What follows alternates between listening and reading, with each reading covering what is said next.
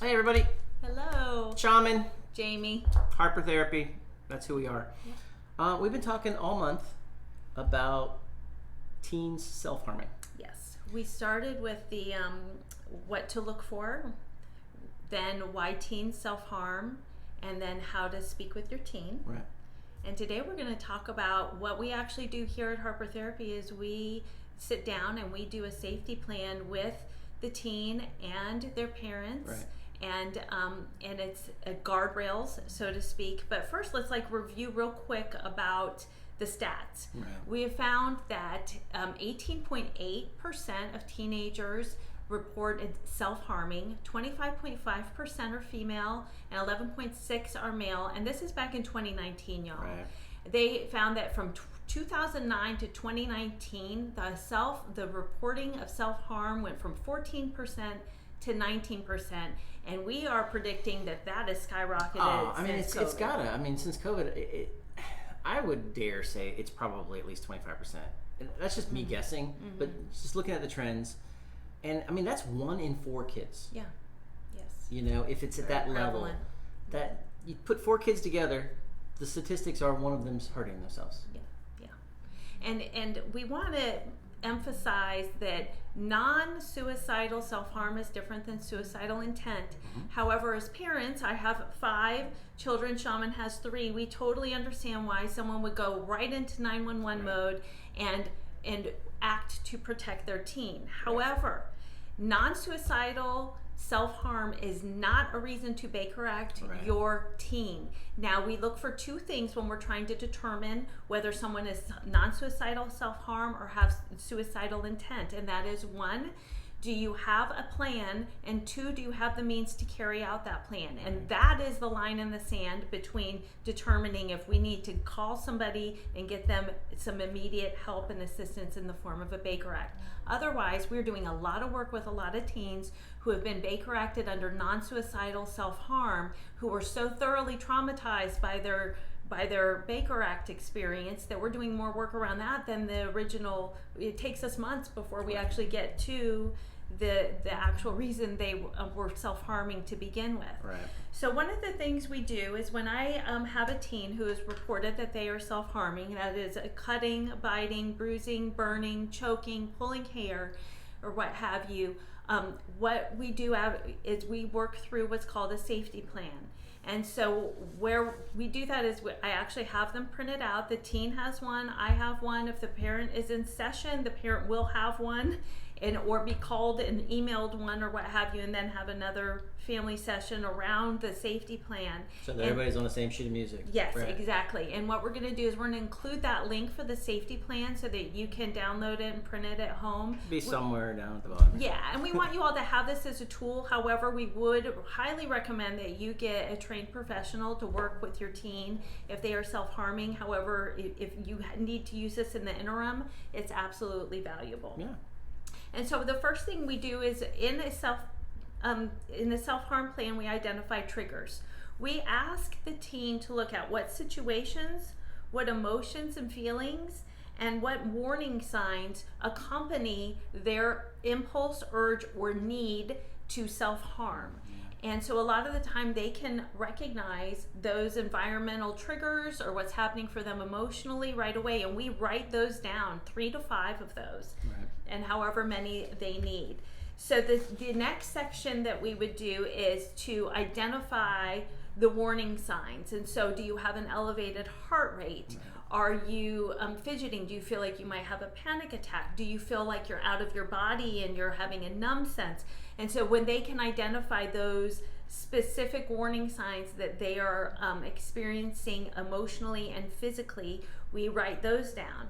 And so all the more when the parents have this information too, they're just much more heightened awareness around their teen and what their experience might be. Then we go to the third is their personal coping strategies. So this is if your teen is on their own, what are their coping strategies? Is it to play a game on their phone? Is it to go for a walk? Is it to have deep breathing? And so that is where we are encouraging them to self-regulate themselves. And then the next step is to reach out for your support. So we list the support, safe people in their lives, whether that be a parent, a grandparent, a sibling, a friend. And we always include a mental health care provider and a 211, which is the mental health hotline. So they can identify the warning signs. They can then identify the triggers. They have 3 to 5 ways that they can begin to self-regulate.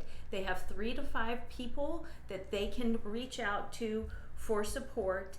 And then from there, developing that safety plan and continuing to review it and keep it in front of them as a conversation piece as the parent is very important while they are still dealing with this. I'm not saying you have to go do this for years and years, but during that season where you are recognizing that they are self-harming. But I think that's important to kind of point out too, because you said like during a season, you know, most things in our lives have a season, right? And a kid, a teenager, a young adult, I keep saying kid, that's terrible.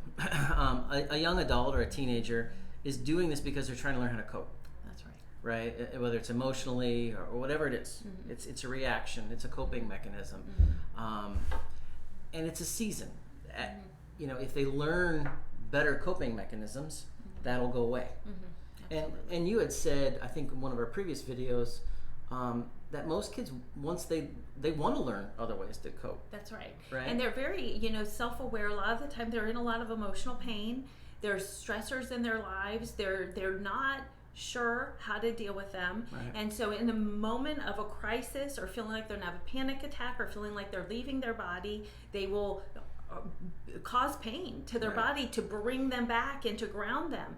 And so when you give them alternatives that won't scar them or cause the harm, they are usually more than ready to work with them, and they're very resourceful and everything. And so we find that we are able to work with them and help them, and then they have those coping skills for the rest of their lives and all. So yeah, I think that's an important piece, right? Like,